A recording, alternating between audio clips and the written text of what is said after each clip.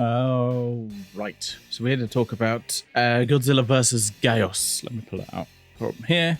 I need to pull out the thing that is not that one. Is that one? Is that one? There's one. Yeah, it's that one.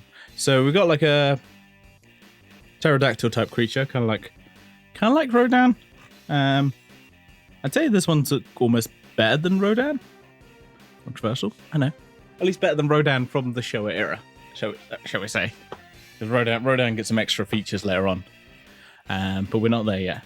In talking about kaiju films, so this is Godzilla versus Gyaos. I have now watched it. We're now halfway through the Showa era. The set right here. I also have the other set, but it's gonna be a while before we get to that. Godzilla versus Gyaos. I like Gyaos. Like, here's the laser. He seems to be like a cool threat to Gamera. Yeah, that's what you want. Is like this guy's kind of a pretty cool threat to Gamera. So okay, cool. You're like, yep, that's good. I like a creature that's a threat.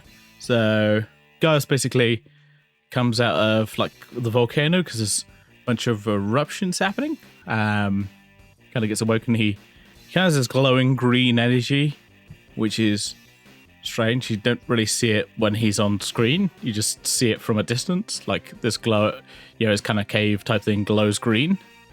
The kind of B plot of this film is a bunch of people trying to create like a new highway type thing. New highway, motorway, whatever. And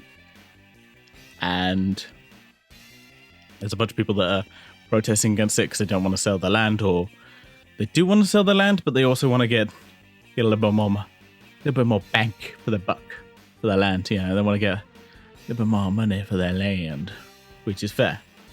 It's fair. So they're kind of protesting to try and just get a little bit more money for themselves, you see. So they're kind of protesting. There's basically what's his name? Like a press reporter. There we go. A reporter that's trying to investigate stuff. Him and like a kid basically stumble on to Gyaos' cave. The guy gets eaten by Gyaos.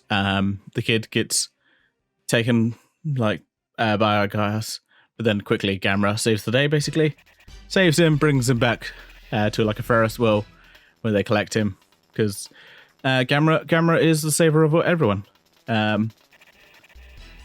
So they basically save him. So Gyaos has his main thing is he shoots like a laser, which cuts shit in half, which is like the first time you see it is really cool. I mean, for quite a few times when you see it, it's really cool.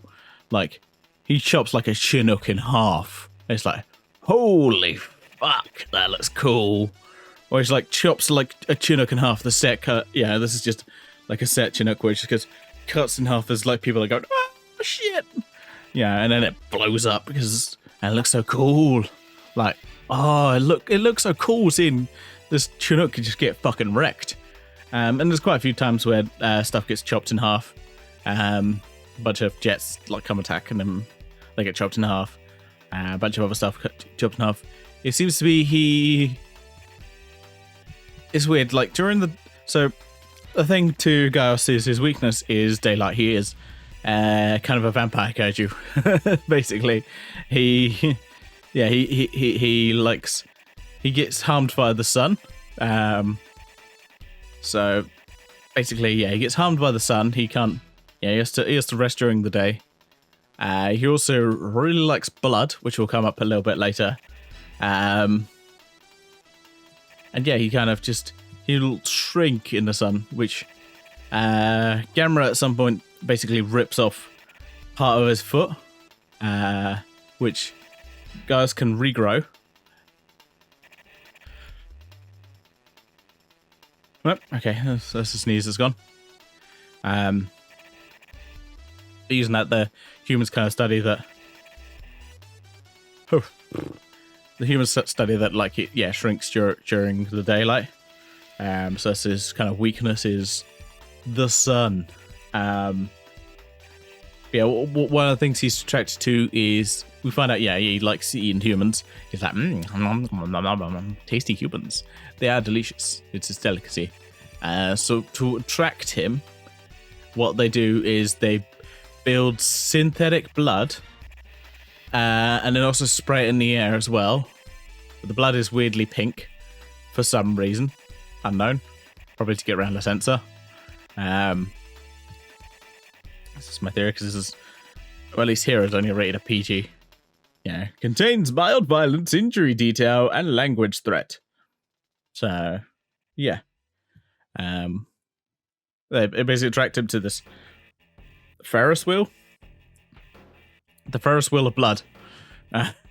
Basically, he goes, that smells nice. They fire it with like a couple of planes.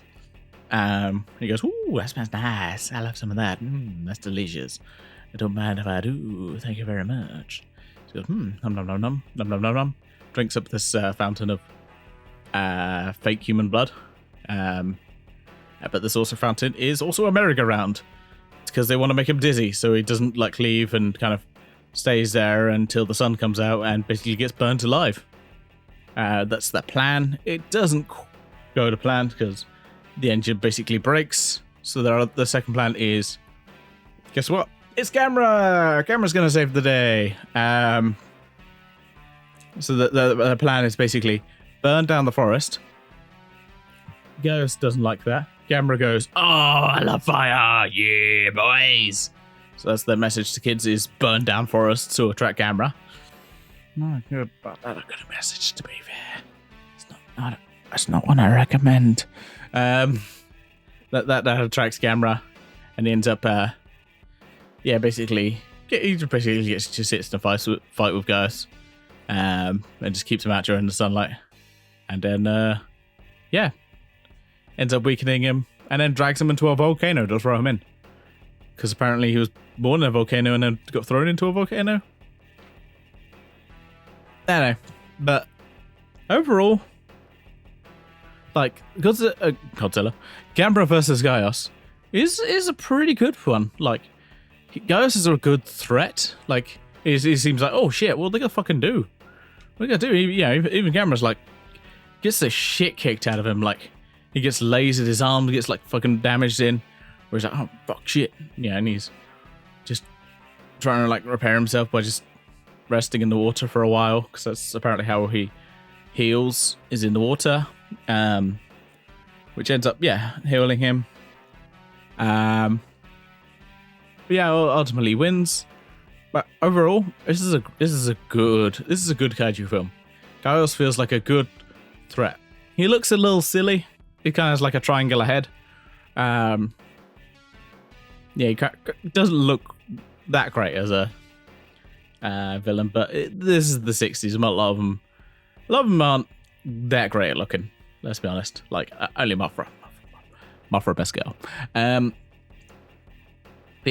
Overall, this is a really good one. This one right here, this film, because there's 2 movies on this disc. We've already watched Godzilla vs. Baragon. Yep, Baragon. This is a really good kaiju film. I don't know why I'm still recommending it if you've watched this far. I mean, I'm most of my reviews are just all spoilers.